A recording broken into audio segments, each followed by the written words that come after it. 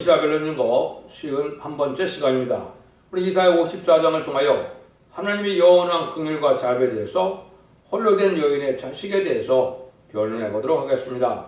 본전 53장과 같이 만민을 위하여 죽으신 그리스도의 몸으로 말미암아 이루어지는 열매는 특별히 영원한 긍휼과 자비를 베풀어 줄 수 있는 것을 가르쳐 줄 때 남편이 없이 난 자손이 세계 열방을 얻고 새로운 시대를 이룬다고 하였습니다. 이스라엘의 회복은 에덴 동산의 회복으로 세계 통일의 지상 평화 왕국의 안식 시대를 말하는 것입니다. 그래서 하나님의 뜻을 이 땅에 이룬 것은 세계 통일의 안식 시대인데 에덴 동산을 회복시키는 것이 본래 하나님의 뜻이다 이 말이거든요. 1절에서 3절을 보겠습니다. 잉태치 못하며 생산치 못한 너는 노래할지어다. 그렇지 못한 너는 일전 노래할지어다. 홀로 된 여인의 자식이 남편 있는 자의 자식보다 많음이니라. 여호와의 말이니라. 내 장막들을 넓히며 내 자손의 희생을 아끼지 말고 널리 펴되 너를 길게 하며 너의 말뚝에 경고해 할지어다. 이는 내가 좌우로 퍼지며 내 자손은 열방으로 얻으며 황폐한 성읍들로 사람 살 곳이 되게 할 것임이니라. 이제 만민을 주신 예수님이 이제는 그리스도의 몸으로 열매를 특별히 나타나게 하는 것은 영원한 긍휼과 자비를 베풀어주는 역사인데요. 이때 남편 없이 난 자의 자손이 세계 열방을 얻고 새로운 시대를 얻는다는 뜻이죠. 예수님이 이 땅에 오신 것은 이제는 세계 통일의 평화왕국의 에덴 동산을 회복시키는 그 뜻이다 이 말입니다. 그런데 남편 없이 난 홀로 된 여인의 자식이라 이렇게 얘기를 했죠. 여기 이제 주님께서 이제는 신성과 인성으로 오시기 때문에 인간의 자식이 아닌, 그래서 홀로 된 여인의 자식이다. 성령이 따요 성모 마리아의 몸을 빌려 이 땅에 오신 예수님의 이제 예수님 믿는 자들이 세상을 얻게 되고 새 시대의 축복을 누리게 된다는 것을 말씀하신 것인데요.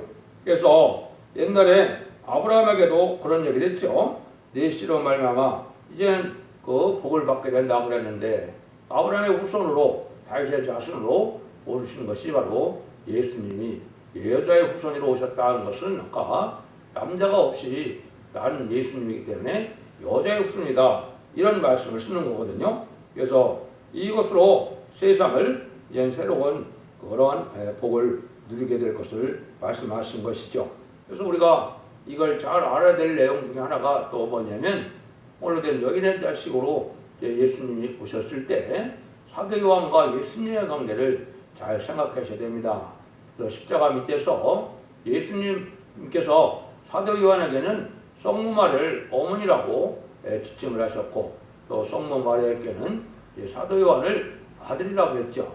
여기 이제 중요한 인간적으로 의미를 갖게 되는 겁니다. 그래서 사도 요한이 이제는 예수님의 그 동생처럼 실제 성모만을 모셨다 그러죠. 그것은 사명적인 큰 뜻이 있는 겁니다.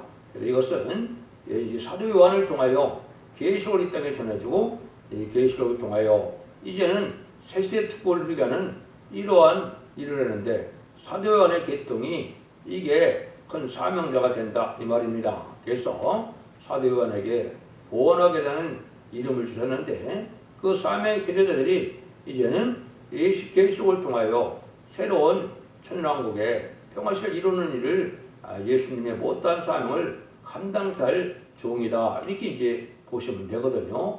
그 의미가 이제 요한복음 21장에 보면 베드로가 요한에게 사명을 주실 때 베드로에게는 양을 먹이라 양을 치라는 그런 사명을 주셨고 사도 요한에게는 내가 올 때까지 머물러 두게 한다 이렇게 얘기했죠. 쟤네들을 영접하는 신앙의 준비는 사도 요한에게 준 것이죠. 그 사도 요한에게 준 사명이 바로 계시록인데요. 계시록을 통하여 새시대를 이루는 역사를 하게 될 것을 말씀해서 여기서도 결국은 이제 새시대를 이루게 된다 이 말입니다. 그래서 이 복을 주고 하는 것이 하나님의 역사다 예정된 사랑의 그 역사가 나타날 것이다 이렇게 볼 수 있는 것이죠. 4절에서 8절입니다. 두려워 말라 내가 수치를 당치 아니하리라. 놀라지 말라 내가 부끄러움을 보지 아니하리라. 내가 내 청년 때 수치를 잊겠고 과부 때의 죄악을 다시 기억함이 없으리니 이는 너를 주신 자는 내 남편이시라. 그 이름은 만군의 여호와시며 내 구속자는 이스라엘의 거룩한 자시라. 온 세상 하나님이라 칭함을 받으실 것이며 여호와께서 너를 부르시며 마치 버림을 입어 마음에 근심한 아내를 곧 소시의 아내 되었던 자가 버림을 입은 자에게 한같이 하실 것임이라. 네 하나님의 말씀이니라. 내가 잠시 너를 버렸으나 그는 긍휼로 너를 모을 것이요 내가 넘치는 진노로 내 얼굴을 네게서 잠시 가리웠으나 영원한 자비를 그 너를 긍휼히 여기시리라. 네 구속자 여호와의 말씀이니라. 하나님이 영원한 자비를 베푸는 데는 우리 보고 어떻다 그랬습니까? 우리를 지으신 하나님은 우리의 남편 되신다 그랬죠. 근데 남편 되시는 분이 이제는 젊어서 얻은 아내가 이제 버림을 받아서 이제 타락한 그 여인을 다시 긍휼을 입는 것처럼 하나님께서는 우리를 긍휼히 여겨서 영원한 자녀를 삼으시겠다 이 말씀이죠. 이것이 이제 동정녀 마리아에게 나신 몸이 예수로 말미암아 영적 이스라엘이 이제 절대로 수치를 당하지 않게 하고 세시를 이룬다 이런 말씀인데요. 이거는 한때는 우리가 버림받아서 예수님의 자녀 또 육적 이스라엘 백성들의 선민 사상을 있을 때는 우리가 그때는 하나님을 알지 못하는 버림받은 것 같은 자녀였죠. 그렇지만 이제 예수 그리스도로 말미암아 우리가 하나님의 자녀되는 그런 은혜를 받고 그런 은혜를 받은 자들이 세시의 축복을 누리게 된다 이 말이거든요. 그러니까 하나님의 이루시게 하는 것은 이제는 하나님의 긍휼과 자비로서 그것이 된다 이 말이죠. 그래서 이제 우리가 신랑주 예수님을 영접하는 것은 옛날 구약 시대에 남편된 하나님께서 자녀를 아내를 사랑하는 것처럼 하나님의 백성들을 사랑하시고 그것이 신약 시대에 와서는 예수님이 신랑주 예수님이고 우리가 신부 단장을 이루는 신부로 묘사가 되어 있죠. 이런 일로 해서 하나님의 긍휼과 자비가 영으로 세계 새 시대에 축복을 우리에게 주신다 이 말씀이거든요.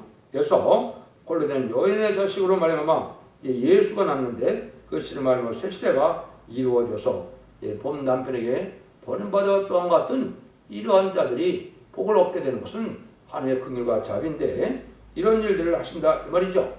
그럼 앞으로 이제 이스라엘 회복될 때는 두 가지 역사가 있습니다.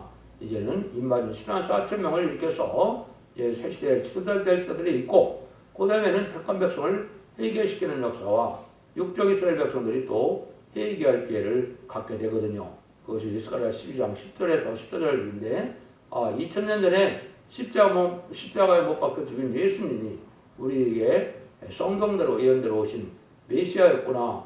그리스도는 사실을 알고 회개하게 되므로 회개하는 자들이 세계 축복을 누리게 됩니다. 또 물론 그리스도의 복음을 듣지 못한 공산당 제도도 마지막으로 복음을 전해서 믿고 순종한 자를 예비티로 인도함을 받게 해서 새 시대에 복을 받게 하는 것이 하나님의 구원의 섭리라는 것을 우리가 알 수가 있는데요. 그 일들을 하게 하신다. 이걸 이제 이렇게 한쪽으로 말씀하셨다. 이렇게 볼 수 있는 겁니다. 9절에서 10절입니다. 이는 노아의 홍수에 비하리로다. 내가 다시는 노아의 홍수로 땅 위에 범람치 않게 하리라 맹세한 것 같이 내가 다시는 너를 노하지 아니하며 다시는 너를 책망하지 아니하기로 맹세하노니 산들은 떠나며 작은 산들은 옮길지라도 나의 인자는 네게서 떠나지 아니하며 화평케 하는 나의 언약은 옮기지 아니하리라. 너를 긍휼히 여기는 여호와의 말이니라.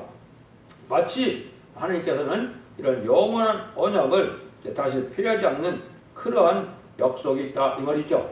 이거는 이제 옛날에 노아 때의 말씀에서 말씀하시죠. 노아 때 불심판하고는 다시는 이제 불심판을 하지 아니하시겠다 이런 말씀을 하신 것처럼 우리에게 진노 심판으로 이제는 심판을 받게 되지만 하나님의 긍휼을 입은 자들이 세세의 축복을 누리는 것은 영원한 영으로 당하지 않는 영생의 축복으로 주신다는 것이죠. 이것이 이제는 이제 하나님의 언약의 말씀대로 새 시대에 이룰 것을 말씀하는 것이죠. 그래서 옛날에는 율법 시대의 양의 피나 할례나 율법의 규례는 다 이제 폐하게 되고 남편 없이 난 사람의 아들 예수의 피로 말미암아 세워진 언약은 영원하고 완전한 언약이라 이 말씀이죠. 근데 완전한 언약은 영원한 새 시대로 이루어지는데 천년 지난 평화가 이루고 나서도 백보절 심판 후에 무궁한 세계로 그대로 이루어지기 때문에 영원한 언약이 되는 것이죠. 그래서 옛날에 줬던 그런 노예 방주나 할례법이나 율법이나 이런 것은 이제 다 폐해되고 유한적인 법이 되었지만은 이제 영원한 약속으로 이루어지는 것은 바로 이스라엘 회복이 에덴 동네 회복인데 영원한 망하지 않는 이런 영생의 나라를 주시는 것이 하나님의 약속이다 이 말이죠. 이것을 우리가 바로 아는 것이 바로 하나님의 지식을 잘 아는 것이고 믿음을 바로 갖는 것입니다. 이 시대는 그래서 죽지 않고 쇠퇴하고 죽지 않고 변을 성천하여 자손 만대에 축복을 누리는 그 복을 누릴 때가 지금이라는 사실을 우리가 아셔야 된다 이 말이거든요. 그래서 하나님의 이러한 약속을 가지고 이제 하나님의 약속을 이루는 것이 하나님의 하시는 절대적인 약속이고 맹세다 이렇게 말씀을 하시고 계시죠. 11절 14절입니다. 또 곤고하며 광풍에 유동하여 안위를 받지 못한 자여 보라 내가 화려한 채색으로 내 돌 사이에 더하며 총으로 내 기초를 쌓으며 홍목으로 내 성적을 지으며 성리석으로 내 성문을 만들고 내 증여를 죄송합니다. 보석으로 꾸밀 것이며 내 모든 자녀는 여호와의 권을 받을 것이니 내 자녀는 크게 평강할 것이며 너는 의로울 것이며 학대가 내게서 벌어질 것인즉 멀어질 것인즉 네가 두려워 아니할 것이며 공포 그것도 너를 가까이 못할 것이라. 이거는 이제 하나님께서 시대에 영원한 복을 누리기까지는 이제 선구적인 종이 많은 시련과 환난 풍파를 겪게 돼서 또 하나님 앞에 버림받은 것 같은 그런 자가 되지만은 하나님이 영원한 축복을 주시게 된다. 근데 얼마나 영원한 축복이냐? 이것이 천년왕국에도 왕권의 축복뿐이 아니라 이게 보석의 집을 져서 살게 하시고 또 무궁색에도 보석 도성을 주시는 약속이죠. 이렇게 이제 이어지도록 계시록에도 말씀을 하신 겁니다. 그래서 지금은 시련과 고난 속에 연단 속에 하나님의 삶을 감당하는 자들이 버림받은 것 같고 또 많이 낮아지고 빈핍하고 어려운 중에 있다 할지라도 하나님의 이런 놀라운 은총이 그늘로 임할 때는 새 시대의 화려한 축복과 왕권의 축복과 또 이제는 계시록 21장 22장에서는 영원한 축복을 주시게 되어 있죠. 이런 일을 하는 거니까 거기에 뭐를 가지라는 겁니까? 소망을 가지고 하나님을 믿고 하나님의 사명을 감당하라 이 말이죠. 그래서 이 수장에서 왕권 받은 종들이 천년왕국의 보석도성으로 또 무중세계에서도 한 나라마다 차지하게 해서 영원한 왕권을 누리게 할 것을 말씀하신 건데 이제는 새 시대에서도 복을 누리게 돼서 그 자녀들도 큰 축복을 받게 되고 아주 크게 번성하게 되는 것을 말씀하셨다 이 말입니다. 하나님께서는 본인의 축복만이 아니라 자녀 축복까지 물질 축복까지 다 주신다 이 말이죠. 그래서 하나님이 주시는 것은 3대 축복이 있는데 그 3대 축복이 자녀 축복, 물질 축복, 보호 축복이거든요. 어떤 한 상황에서도 인도와 보험을 받게 하고 해를 받지 않게 하고 새 시대의 축복과 영원 무궁색의 축복을 주고나는 것이 하나님께서 택하신 자들에게 그늘과 자부를 세운 영원한 언약이다. 이렇게 볼 수 있는 것이죠. 15절입니다. 그들이 모일지라도 너를 말하지 아니하는 것이니 누구든지 너와 너를 치료하는 자는 너를 인하여 배망하리라. 그런데 이 선구적인 종이 왕국과 누리는 일을 진행할 때 이 대적하는 자들은 하나님을 대적하는 것과 똑같기 때문에 다 망하게 된다 이 말이죠. 이 시대도 참된 이스라엘이라는 것은 뭡니까? 예수 믿어서 중생받아서 하나님의 백성이 참된 이스라엘이거든요. 또 참된 하나님의 백성도 그런 것처럼 참된 나라도 예수 믿는 자들로 이제는 에덴 동산의 축복을 천년왕국으로 안식시대를 이루는 것이 그게 진정한 이스라엘 회복이거든요. 이걸 알지 못하고 자꾸 육적 이스라엘에게 그 회복만을 기다리는 것은 하나님의 섭리를 깨닫지 못한 것이죠. 왜냐하면 육적 이스라엘 백성들은 아직도 주님을 영접하지 않으므로 성령을 받지 못했으니까 하나님의 일을 할 수 없는 상태에 있는 것이거든요. 아까 말씀드린 것처럼 전산전반 후반기에 해결 기회를 갖지만은 이 일을 하는 것은 영적 이스라엘 백성들이 하게 되는 것인데 영적 이스라엘 백성이라면 예수 믿어 중생받아 성령을 받은 이러한 기독교의 참된 성도와 종들을 말씀하신 것이다. 이렇게 보아야 되겠죠.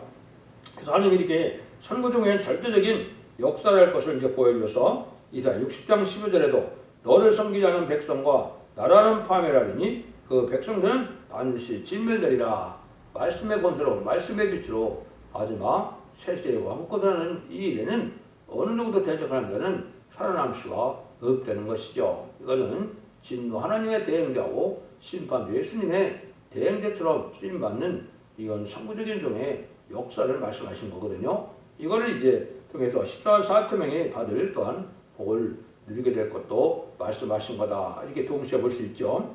근데 그 일들이 이제 16절, 17절에 보시면 숯불을 붙여서 자기가 쓸만한 길을 제주하는 자기도 내가 창조했고 파괴하며 진멸하는 자도 내가 창조했음즉 우리를 너를 치려고 제된 기가 날카롭지 못할 것이라. 뿔을 일어나 너를 대적하여 송사하는 혀는 네게 정죄를 당하리니 이는 여호와의 종들의 기업이요 이는 그들이 내게서 얻은 의다. 여호와의 말씀이라. 여호와의 말이라 그랬죠. 여기 이제 세상을 심판하게요. 과학도 발달시키고 또 무기도 발달시켜서 심플에도 사용되지만은 이것이 택한 종도가 택한 백성들에게는 해를 주지 못한다 이 말입니다. 여기에 보니까 쓸만한 기계다 그랬죠. 이것이 이제 뭘 얘기했느냐? 이건 핵무기를 얘기한 거거든요. 그럼 이제 에스겔서 9장 1절 2절에 보면 인간 종말에 성읍을 관할하는 자들이 나타나게 되는데 5명이 살육하는 기계를 갖고 나타난다. 5대 강도 나타날 걸 얘기했는데 지금 위험불수종 유엔 안전보장 이사의 5대 그 이사국들은 거북을 가지는데 핵무기를 대부분 다 가지고 있죠. 이 핵무기가 바로 살육하는 기계인데 이것이 심판의 도구로 사용되지만은 택한 종과 택한 백성들은 핵무기도 해를 주지 못한다 이 말입니다. 그래서 다니엘과 세 친구가 다니엘은 사자의 굴에서 세 친구는 펄물에서 전혀 상을 받지 않았죠. 이것이 하나님의 예표예요. 다니엘의 사자굴에서 보호받은 것은 북방 환란에 공산당에 일으키는 환란에 심판 환란에 피를 당치라는 것을 보여준 것이고 이제는 다니엘 세 친구가 풀무불에서 하나도 상치 않고 보호받는 것은 핵무기가 터지는 아마겟돈 전쟁 때라도 하나님의 절대적인 보호와 인도에서 이비적으로 해서 보호받을 것을 보여준 것입니다. 이것이 하나님의 약속이고 하나님의 뜻이거든요. 그래서 그런 일이 와도 전혀 걱정할 것이 없다 이 말이죠. 그래서 이거를 대적하는 자들은 다 망하게 되는데 여기 뭐라고 약속합니까? 여호와의 종들의 기업이다 그랬죠.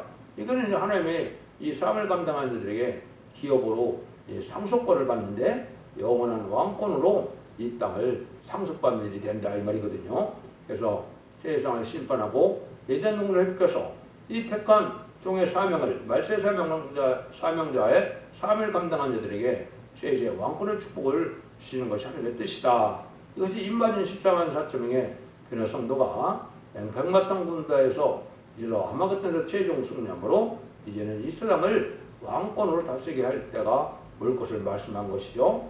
그게 천지창조한 하나님의 목적이 달성되는 일인데 그것이 계시록 20장 4절에 그렇게 예언이 되어 있죠. 그리스도가 더불어 천년 동안 왕노릇한다. 이 말씀대로 하나님의 뜻은 이렇게 이루어질 것을 말씀하셨다.